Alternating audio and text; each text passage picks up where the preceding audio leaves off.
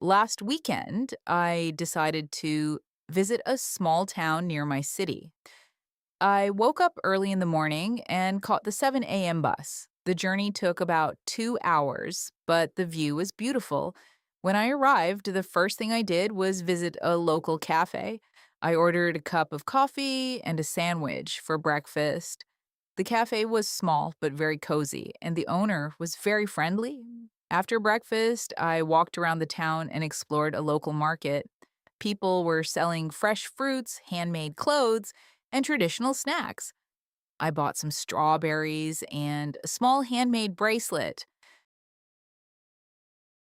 Later in the afternoon, I went to a park near a lake. I sat on a bench and watched the sunset.